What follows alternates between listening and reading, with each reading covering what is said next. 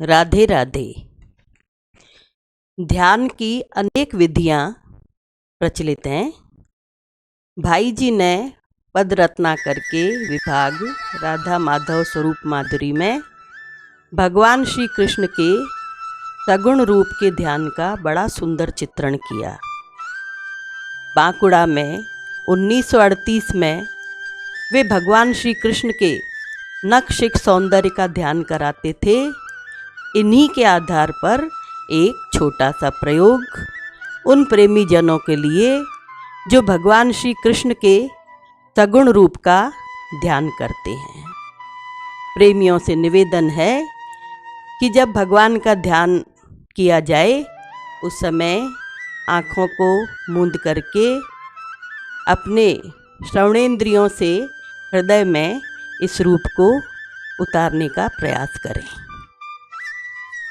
गीता में भगवान श्री कृष्ण ने उस योगी को श्रेष्ठ बताया जो समभाव से सभी प्राणियों में परमात्मा को स्थित देखता है, सुख दुख में समभाव रखता है। अर्जुन पूछते हैं भगवान से, चंचलम ही मनः कृष्ण प्रमाथि बलवद दृढ़म तस्याहम निग्रहम मन्ये वायोरिव दुष्करम। हे कृष्ण, ये मन बड़ा चंचल है, प्रमथन स्वभाव वाला है। इसे वश में करना मैं वायु को रोकने जैसा कठिन कार्य समझता हूँ। तब भगवान ने कहा, हे महाबाहो, निस्संदेह यह मन चंचल है और कठिनता से वश में आता है, परंतु हे कुंती पुत्र, इसे अभ्यास और वैराग्य से वश में किया जा सकता है।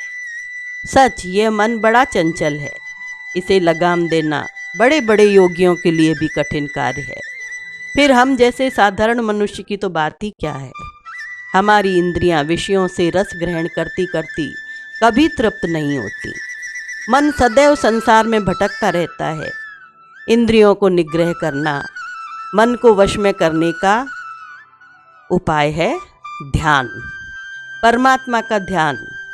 परमात्मा का ध्यान करने से जीव को ईश्वर की शक्ति मिलती है। ध्यान से जीव का ईश्वर से मिलन होता है।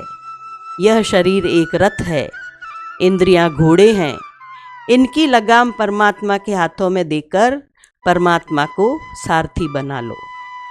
ध्यान की प्रारंभिक अवस्था में किसी आधार बिंदु या अवलंबन की आवश्यकता पड़ती है।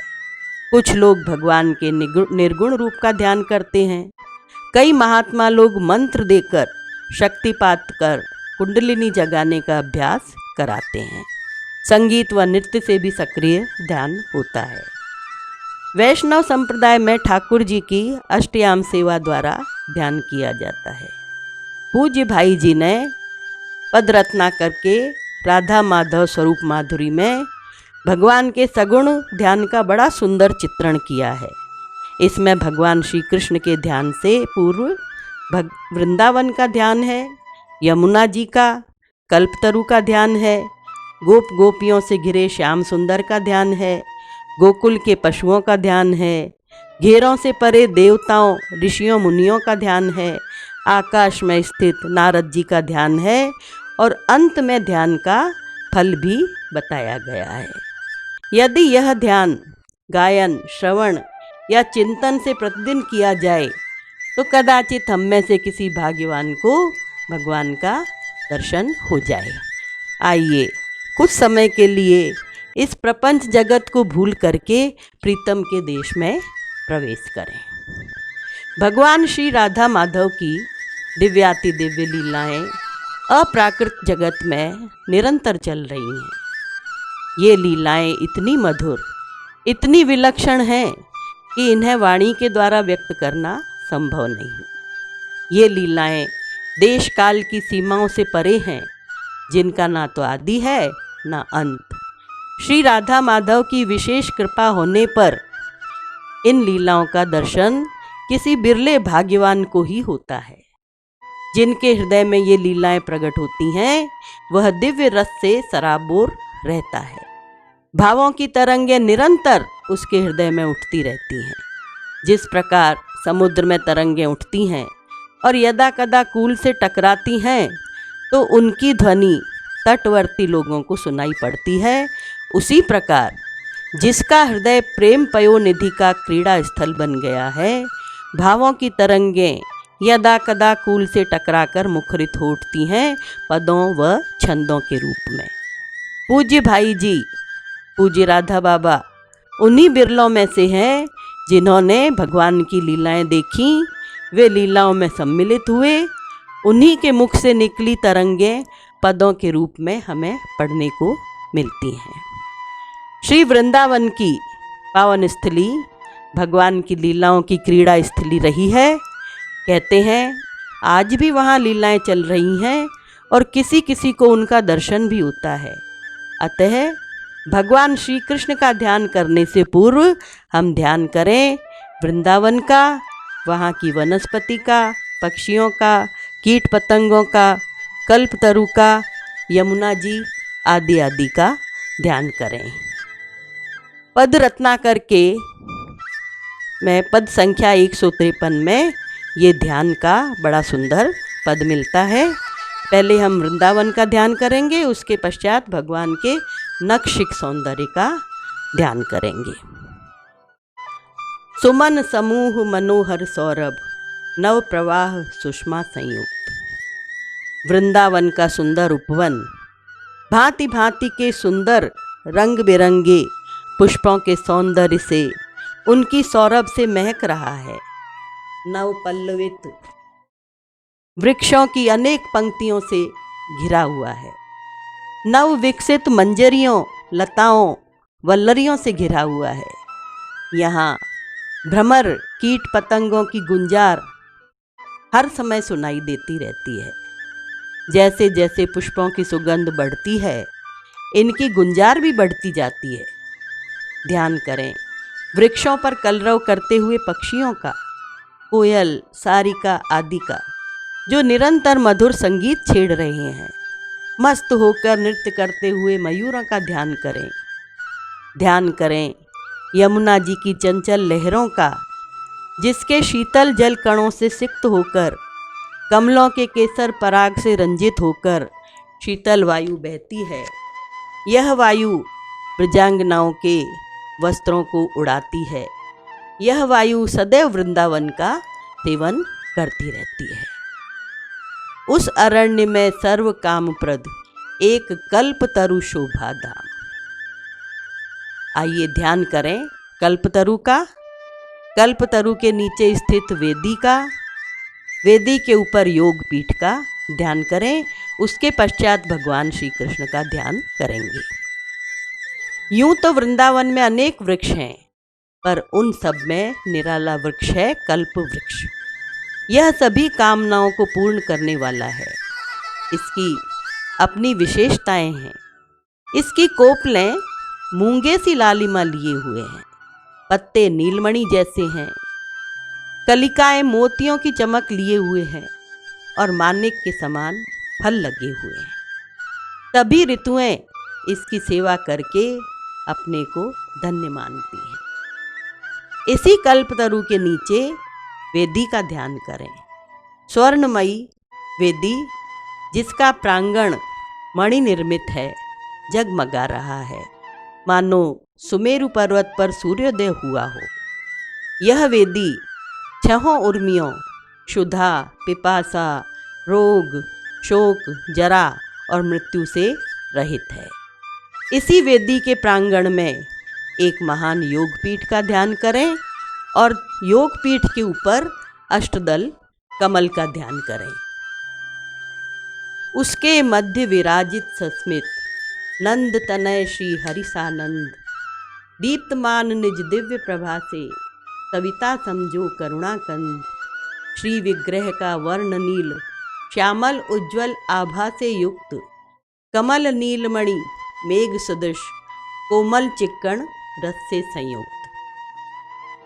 हमने श्री वृंदावन में स्थित कल्पतरु का ध्यान किया, कल्पतरु के नीचे स्थित स्वर्णमयी वेदी का ध्यान किया, वेदी के ऊपर योगपीठ का, योगपीठ के ऊपर अष्टदलों के कमल का ध्यान किया। इसी अष्टदल कमल के मध्य में विराजित हैं हमारे नंद तनय। मंद मंद मुस्कुराते हुए ध्यान करें, भगवान मंद मंद मुस्कुरा रहे हैं। बड़ा सुंदर श्री विग्रह है भगवान का, नील श्यामल वर्ण है, कमल नीलमणि मेघ जैसी देह है, कोमल चिकनी रसयुक्त। भगवान के वर्ण का वर्णन करना संभव नहीं, क्योंकि उनका वर्ण प्राकृत वर्णों से भिन्न है।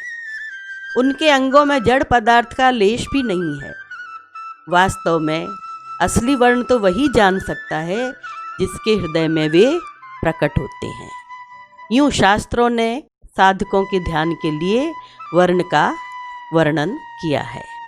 मूलतः भगवान श्री कृष्ण का वर्ण नील है, पर उसमें श्यामता की आभा घनीभूत है। भगवान नारायण का भी वर्ण नील है, पर उसमें नीलता की आभा घनीभूत है। भगवान राम का वर्ण नील है, पर उसमें हरित आभा भरी हुई है। उनका वर्ण मयूरकंठी है। प्रकृति में सूर्य के प्रकाश में मूलतः 7 वर्ण हैं। इन्हीं से विभिन्न रंगों का निर्माण हुआ है। पर भगवान के अप्राकृत लोक में अनंत वर्ण हैं। ये सभी पूर्ण, स्वतंत्र एवं स्वयं प्रकाश हैं। अब भगवान के सिर से लेकर के पैरों तक का ध्यान करेंगे। भगवान के केश काले, घुंघराले, कुंचित हैं। इन घन कृष्ण अलकावली से भगवान के अंगों का वर्ण तत्क्षण ही मिल जाता है। ये अलकावली भगवान के बदन पर झूलती रहती हैं। सिर पर मयूर पिच्छ युक्त मुकुट है। कल्पद्रुम के कुसुमों और पल्लवों से विचित्र श्रृंगार किया हुआ है। भगवान का श्रृंगार भी कई प्रकार का होता है। बाल लीला में मैया यशोदा भगवान का श्रृंगार करती हैं। गोचारण से लौटते समय जब यह श्रृंगार अस्त व्यस्त हो जाता है, तो बाल सखा अपने कन्नू का श्रृंगार विचित्र श्रृंगार करते हैं। वे कोमल वन फलों, रंग बिरंगे कुसुमों, मयूर पिच्छों, रंग बिरंगी वन्य धातुओं से जब श्रृंगार करते हैं, तो उनकी झांकी बड़ी मनोहारी होती है। यह झांकी देखकर आकाशचारी विमानों में बैठी देवांगनाएं मूर्छित हो जाती हैं। वन से लौटने पर ब्रजवासी व ब्रजरमणियां इसे देखकर मुग्ध हो जाते हैं। वैसे श्री कृष्ण का मधुर भाव से सखियां भी श्रृंगार करती हैं, पर इस श्रृंगार को केवल राधा रानी व सखियां ही देख सकती हैं। इससे भी परमोत्कृष्ट श्रृंगार रास के समय होता है, जिसका दर्शन शिव, ब्रह्मा आदि भी नहीं कर सकते। इसका दर्शन महाभागा राधिका जी व उनकी अंतरंग सखियां ही कर सकती हैं। इससे भी परमोच्च कोटि का श्रृंगार राधा रानी अपने निज कमलों से करती हैं। इसे मात्र उनकी ही आंखें देख सकती हैं। भगवान स्वयं इसका मात्र प्रतिबिंब आरसी में देख पाते हैं और देख करके चमत्कृत हो जाते हैं। इसी दर्शन लालसा से श्री कृष्ण राधा रानी का श्रृंगार करते हैं। भगवान का विशाल भाल है। यह सदा चंदन और कुमकुम केसर से कमलंकृत रहता है। इसके मध्य गोरोचन का तिलक शोभा पाता है। भगवान के मुखमंडल की कांति कोटि कोटि शरद चंद्र के समान है, पूर्ण, गोल, अकलंक। गोल दर्पण जैसे कपोल हैं, मनोहर कर्ण हैं, जिनमें नवकमल के कर्णफूल पहने हुए हैं। कानों में मकराकृति के कुंडलों की चमक कपोलों पर प्रतिबिंबित होती रहती है। भगवान की भ्रुकुटी चित्त वित्त को हरने वाली है। ये धनुषाकार हैं। भगवान अपनी भौहों को मनोहर भंगिमा से ऐसा नचाते हैं कि इनका नर्तन देख करके यशोदा मैया के हृदय में वात्सल्य रस की ऐसी तरंगें उठती हैं कि उनके स्तनों से दुग्ध बहने लगता है। नवरस एक साथ ही इनसे प्रवाहित होने लगते हैं। इन्हीं भौहों के इशारे से सूर्य, चंद्र, ग्रह, तारे, नक्षत्र, संपूर्ण देव, ब्रह्मा, विष्णु, महेश, योगी, ऋषि, मुनि, गंधर्व, नाग, चारण, अनुज, दनुज, यहाँ तक कि यमराज तक कांप उठते हैं। सभी अनुशासन में रहते हैं। जो भक्त इन भवों का दर्शन मात्र कर ले, उसके कामादि दोष सदा के लिए दूर हो जाते हैं। इन्हीं भवों से अभिरक्षित परम सुंदर कमल दल से कमनीय नेत्र हैं, जो प्रेम, दया, मंगलमयता, कृपा वर्षा करने में निरत रहते हैं। इतने निरत कि भक्तों पर कृपा करते हुए कभी अघाते ही नहीं। भगवान की गरुड़ की चोंच के समान नासिका है, जिसके अग्रभाग में पुलाक पहने हुए हैं। अधर बिंब फल के समान हैं, जिन पर भगवान की मृदु मुस्कान तो भगवान के मुख पर सदैव ही रहता है। सोते समय भी अधरों पर मंद मंद मुस्कान छाई रहती है। क्रोध के समय भी उनका मुस्कुराना स्थगित नहीं होता। अरे, उनका मुस्कुराना तो तब भी ज्यों का त्यों था, जब परधाम गमन के समय वे अपने सारथी को सूचना दे रहे थे और जब व्याघ्र ने उनके लाल लाल कमल जैसे चरण अपने जहरीले बाण से भेद दिए थे। एक विलक्षण बात है कि पूतना, तृणावर्त, बकासुर, अघासुर, व्योमासुर आदि के वध के समय भी उनके अधरों से मुस्कान हटी नहीं थी। वन के कोमल पल्लव पुष्पों से निर्मित निर्मल नवहार मनहर शंख सदृश ग्रीवा की शोभा बढ़ा रहे सुखसा।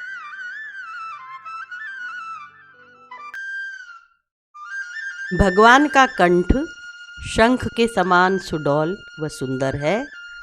उसकी मरोड़ मनोहारी है।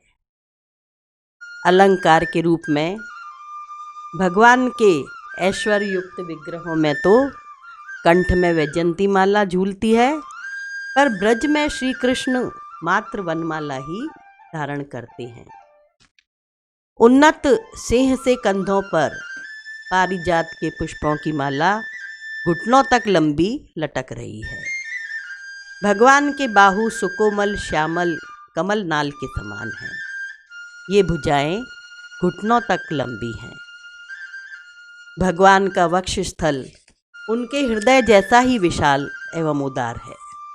भगवान के हृदय में पापी, तापी, अपराधी सभी के लिए पूरी गुंजाइश है।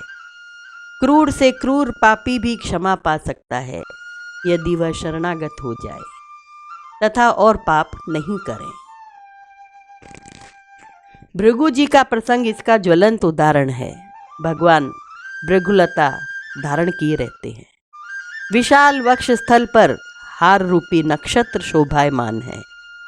कौस्तुभ मणि रूपी सूर्य यहाँ सभी कालों में भासमान रहता है। उदर उदार है, उसमें 3 रेखाएं त्रिगुण त्रिदेवों के रूप में है।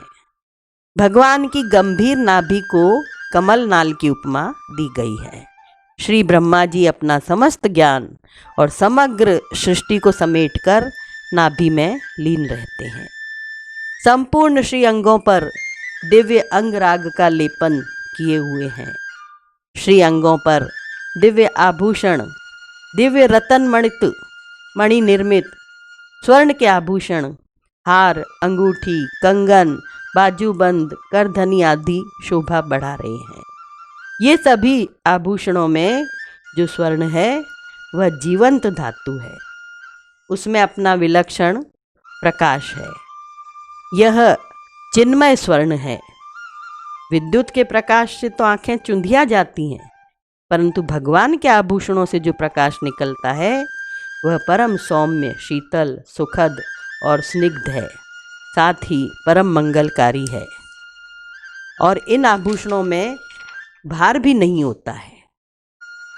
दिव्य अंगरागों से रंजित अंग सकल माधुर्य निवास, विद्युत वर्ण पीत अंबर से आवृत रम्य नितंब आवास। अब वक्ष स्थल से और उदर से नीचे आते हैं। सभी अंगों में दिव्य अंगरागों का लेपन किया हुआ है। नितंबवास विद्युत के समान वर्ण वाले पीतांबर से ढका हुआ है। जंघाएं व घुटने दोनों ही मनोहर हैं। सुडौल पिंडलियां हैं। भगवान की जंघाएं केले के स्तंभ की परत उतारने पर जैसी कोमल होती है वैसी है। कटी सिंह की सी क्षीण है। अब हम ध्यान करें भगवान के चरणार विंदों का। यूं तो भगवान के सभी अंग एक से बढ़कर एक सुंदर हैं, पर महात्म की दृष्टि से भक्तजन दो अंगों को महत्व देते हैं। एक तो भगवान का मुखारविंद और दूसरा भगवान के चरणारविंद। भगवान जब किसी पर कृपा करते हैं तो सर्वप्रथम अपने चरणों के दर्शन कराते हैं। दर्शन से पूर्व जब भगवत कृपा क्रियाशील होती है तो भक्त साधक को चरणों की पावनतम गंध का घ्राण प्राप्त होता है। भगवान के चरणों की लालिमा एवं वर्ण इतना सुकोमल है कि बैकुंठ लोक में अप्राकृत धरा भी उनके स्पर्श से सकुचाती है।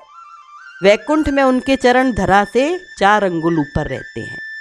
जब वैकुंठ में वे धरा से स्पर्श नहीं करते तब ब्रज की भूमि में उनके चरण चिन्ह अक्रूर जी को कैसे दिखे? विरहातुर गोपियों ने कैसे उनके चरण चिन्हों का अनुसरण किया? यह शंका स्वाभाविक हमारे हृदय में उठती है।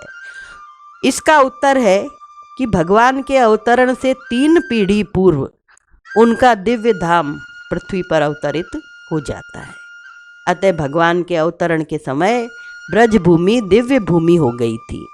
भगवान के कोमल चरणों को गोपियाँ अपने स्तनों पर रखती हुई संकोच करती हैं कि कहीं केसर कुंकुम के कण उनमें चुभ न जाएं।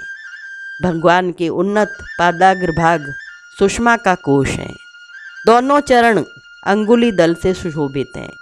भगवान की लाल लाल चरणांगुलियाँ में विजड़ित राका चंद्रमा के समान निर्मल, शीतल और तेजस्वी है। इस प्रकार से किसी भक्त का हृदय एक बार भी आलोकित हो जाए तो उसके हृदय से मायाजन्यतम सदा के लिए नष्ट हो जाता है। भगवान की रक्तवर्ण की हथेली व तलवों में अंकुश, वज्र, चक्र, शंख, ध्वजा व कमल के चिन्ह अंकित हैं। भगवान जब ब्रज में गोचारण के लिए जाते तो पृथ्वी देवी उल्लास भरे हृदय से सर्वत्र भाव सुमन बिखेर देती थी, जिन पर भगवान चरण रखते थे। ऐसी महिमा है भगवान के चरणार विंदों की। भक्तों ने भी भगवान के चरणों की महिमा का खूब बखान किया है। शुचि लावण्य सार समुदाय विनिर्मित सकल मधुर श्री अंग, अनुपम रूप राशि करती नित अगणित मारों का मदभंग, मुख सरोज से मुरली मधुर बजाते गाते नंद किशोर, दिव्य राग की सृष्टि रहे कर आनंद आर्णव मुनि मंचोर। भगवान के सभी अंग एक से बढ़कर एक सुंदरता लिए हुए है। उनका सौंदर्य अनगिनत कामदेवों के गर्व को भी भंग करने वाला है। भगवान के साथ भगवान का विलक्षण गंध वलय भी चलता है। इसमें विभिन्न प्रकार की गंध मिश्रित हैं। भगवान की अंग गंध, वर्ण गंध, अंगों में चर्चित केसर, कस्तूरी, तुलसी की गंध, आभूषणों और वस्त्रों की गंध, आभूषणों में जड़ित रत्नों की गंध, पुष्पहारों की गंध, पुष्पों पर मंडराते भ्रमरों की गंध, वृंदावन की भूमि, लताओं आदि की गंध सभी सम्मिश्रित रहती है। इस गंध का अनुभव कोई अनुभवी ही कर सकता है। भगवान के मुख सरोज पर मुरली विराजित है, जिस पर दिव्य राग की सृष्टि कर रहे हैं नंद किशोर। यह बांस की बनी मुरली है। इसमें 7 छिद्र हैं। प्रथम छिद्र भगवान के अधरों पर टिका है। उसमें अपनी संपूर्ण शक्ति फूंक देते हैं नंद किशोर। भगवान के प्राणों के रस से भर जाती है ये पोपली बंशी। इसी में स्वर भरकर वे लीला करते हैं। रास के समय क्लीम मंत्र फूंक कर गोपियों का आह्वान करते हैं। गोपियों के नाम संकेत के स्वर छेड़ते हैं। गोचारण के पश्चात दूर दूर घास चरने गई गौओं को भी वे बंशी की तान छेड़कर ही एकत्रित करते हैं। भगवान के मुरली के रव से सभी जीव जंतु आकर्षित होते हैं। वे बार बार भूमि पर माथा टेक कर अपलक भगवान के श्रीमुख को निहारते हैं। बलिहारी है भगवान के इस रूप की। जय जय श्री राधे, जय जय श्री राधे।